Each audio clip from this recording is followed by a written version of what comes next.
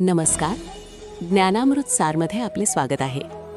हिंदू धर्मातील प्रत्येक उपासनेच्या मागे एक सखोल विज्ञान आणि अध्यात्म दडलेले आहे. त्यातीलच एक अत्यंत महत्त्वपूर्ण विधी म्हणजे आरती. पण तुम्ही कधी विचार केला आहे का की आरती का केली जाते? त्यामागे नेमके कोणते शास्त्रीय कारण आहे? आरतीत दिवा गोलाकार का फिरवला जातो?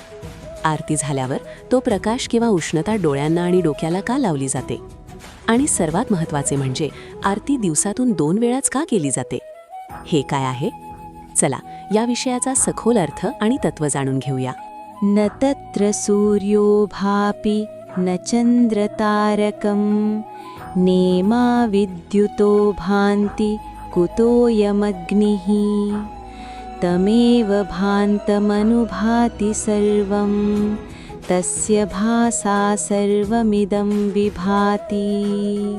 याचा अर्थ असा की तिथे सूर्य प्रकाशत नाही, चंद्र आणि तारेही नाही, ही वीजही चमकत नाही. मग हा अग्नी तिथे काय प्रकाशणार? जेव्हा तो प्रकाशतो तेव्हाच सर्व काही प्रकाशित होते. त्याच्याच तेजाने हे सर्व विश्व व्यापलेले आहे. आरती म्हणजे आपल्या जीवनातील अज्ञान दूर करून त्या परमतेजाची ओळख करून घेणे.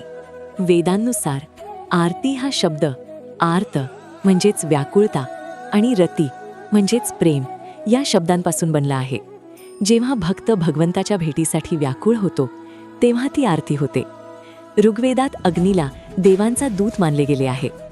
आरतीतील दीप हा आपल्या पंचप्राणांचं प्रतीक आहे. आरती गोलाकार फिरवण्यामागे एक खगोलशास्त्रीय आणि आध्यात्मिक सत्य आहे. ज्याप्रमाणे पृथ्वी स्वतःभोवती आणि सूर्याभोवती प्रदक्षिणा घालते, तसेच आपले संपूर्ण जीवन त्या ईश्वराभोवती केंद्रित असावे हे दर्शवण्यासाठी दिवा देवासमोर गोलाकार घड्याळाच्या काट्याच्या दिशेने फिरवला जातो. आरती दरम्यान मंत्रोपचार आणि शुद्ध तुपाच्या दिव्यामुळे तिथले वातावरण ऊर्जेने भारलेले असते.